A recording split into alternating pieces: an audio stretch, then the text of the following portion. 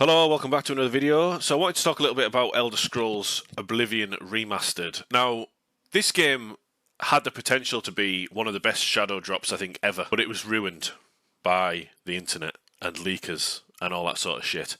Now, the idea of a shadow drop of a game, the definition of a shadow drop is to get ahead of the consumer and, more importantly, the media, okay? To actually just drop it onto the store without anyone knowing, and then have people organically find it and be like, oh my god, look, and then run to the internet and go, this is just dropped onto the store. It's available now. That is a shadow drop. This was an awful shadow drop. I don't even think it was a shadow drop. But it's good that it came out. I like the way Bethesda showed the comparisons between the old version and the new version. They give a bit of a showing of the visuals and everything like that, what they've changed, what they've tweaked. A little bit of developers talking, not too much. And then just said at the end, it's available today. And that was it. And I just love how they've got ahead in a way. It sort of made the media even more obsolete in my mind because everybody watched that. It's got 4 million players at the moment. Everybody watched that and was like, wow, and then bought it straight away or played it on Game Pass. Either way, it doesn't fucking matter if you played it on Game Pass or you bought it on PlayStation. I don't understand these conversations on the internet of people goading PlayStation gamers because they've bought an Xbox game to play on PlayStation. Do you know what I mean? Like, does it matter where you play a game? The fact that there's 4 million players playing that game. It's great for Bethesda, it's great for Microsoft, it's great for Xbox, it's great for PlayStation, it's great for everybody who's got a chance to play that game. And the fact that it's pretty much third party is great. So I originally played the game on Game Pass, tried it out, and I thought, yeah, I like this, but I want to see what it looks like on the Pro. So I bought it on the Pro. Phenomenal, amazing. I really enjoyed the original game. A little bit of a history lesson. Oblivion was the game that I was playing back in the 360 days when I actually got the Red Ring of Death, the first of many Red Ring of Deaths, by the way. But I'm playing it and I'm really enjoying it. I'm doing a lot of the sort of cheeses where you actually, when you do a lockpick and you get your first pin and the pin's up in the air, you keep spamming the X or the A button, and your lock level just goes up and up and up. So I'm 100. I'm 100 on that level for lockpicking. I'm 100 for sneaking. If you go, as soon as you come out the sewers, if you go back into the prison and you talk to the guard and you say you want to visit a prisoner, he unlocks the door. You go down the stairs halfway, turn around and speak to him again. Ask him if he wants to, if I can speak to the prisoner again.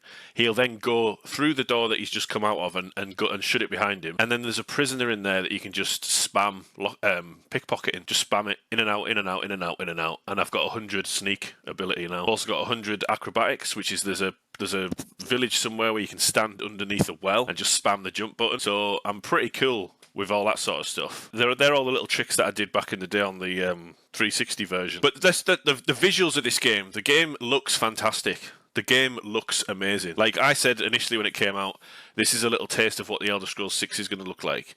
But I hope the Elder Scrolls 6 isn't going to look like this. I hope it's going to look better than this. Do you know what I mean? But to see all the new facial animations and keeping all the voice actors, I think there's been some voice actors which have been sort of added and changed, but most of it's the same. You've got Sean Bean in there, you've got the guy who was fucking Patrick Stewart's in there. There's a few other famous people in there as well. The mechanics of the game are I was like when I first started playing it, I was like, wow, this is fucking amazing. The lighting effects, the if you've got a magic weapon, the cool like electrical or magic pulsing of weapons and stuff, the lighting, the water, the music's the same. Do you know what I mean? They haven't really done a lot with the music. It's just sort of on loop, which is a little bit annoying sometimes when you're sort of like you're hearing the same music again. But the core of the game underneath is still the same. That's why it's a remaster. And I saw a lot of people on the internet saying, well, this is a full-blown remake. And it's like, it is and it isn't. They've just sort of... It's the old game running in a new engine. Do you know what I mean? And it's very clever how they've done it. But it still has that Bethesda jank. The first Oblivion gate that I went to when you come out of the sewers and you go over the lake, there was an Oblivion gate there for me. And I went into it and I did the Oblivion gate. And when I took the little fire orb out of it and came back into the real world, I was stuck in the ground waist height and I couldn't move, so I had to reload my save. It turned and then tried to do it again, stuck in the ground. Tried to do it again, stuck in the ground. Ended up reloading a save further back, and I was like, right, I'll come back to that Oblivion gate later on. There's also been a few instances where there's been other bugs, do you know what I mean? But it's a Bethesda game, people expect it now, even though it's a bit of a meme. The character creation is so much better. I've gone as a wood elf. Usually I go as a dark elf, but I went for a wood elf because I wanted to be a bit stealthy in this one. Khajiits are quite good for stealth, but wood elves are really good, and I'm playing as an archer. I can unlock all these great, have a very, very hard lockpicks that just piss easy now. It's great. But I'm just going through the main story, and I'm just looking around the world, and I'm absolutely blown away by how good it is.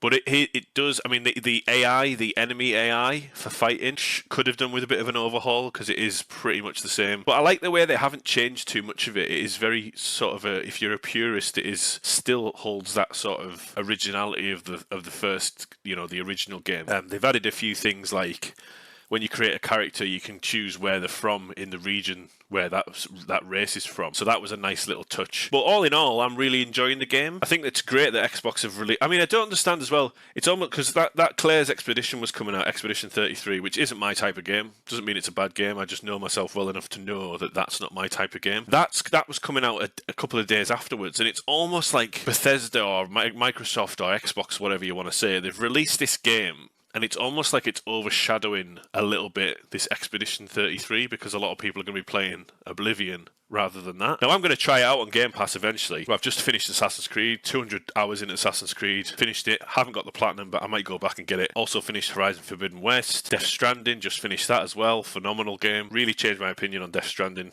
the second time round. So I thought, I'm going to treat myself, I'm going to buy a game. I also want to try and play Forza Horizon 5, I own that on Xbox, but I want to try and see what it looks like on the PlayStation 5 Pro. So I think it's just a great time to be like a gamer. There's so many games coming out, and there's so much, this is the first game that I've bought this year, I think. So I'm doing pretty well.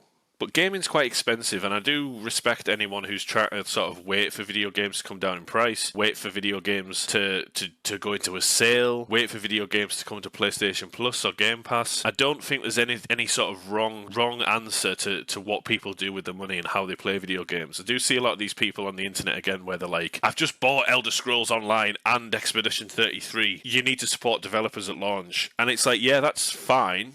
That's good, but a lot of people can't afford to do that, and I think people, especially now, don't have a lot of disposable income. So this game's going to keep me going. I'm going to platinum this game. I'm going to platinum Oblivion like I did on the 360. Platinum Skyrim again on the 360, but I've got the special edition that I'm going to try and go through after this, I think. But yeah, just a really sort of great nostalgic game to get into if you like Oblivion games. If you haven't played Oblivion, I strongly recommend it. I think it's an absolutely fantastic story and a great game. Obviously a smaller world, but there's also the DLC's been thrown in there. I got the special edition, so there's like an armor set that I can get and all that sort of jazz.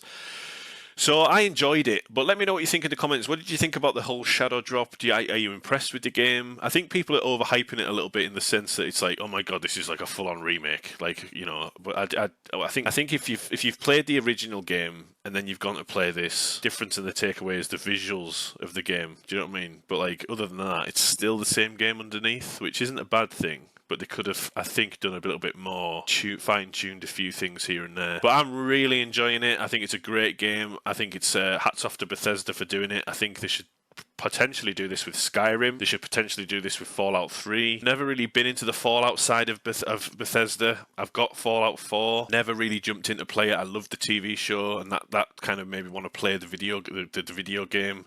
And then I played it for a bit, and then other things came out, and I was like, no, put that to one side. So, but I am enjoying going through my back catalogue at the moment, and I feel like I'm going at my own pace because I feel like it's very exhausting to stay at the spearhead of gaming and be like, I need to play this, then I need to play this, and then that's coming out, and I need to play this, and then Doom the Dark Ages is coming out, and I need to finish that before I finish that, and it's like almost like it's not fun anymore, and it creates burnout. I think it's nice to sort of I've just sort of been. I mean, Assassin's Creed Odyssey, loved it.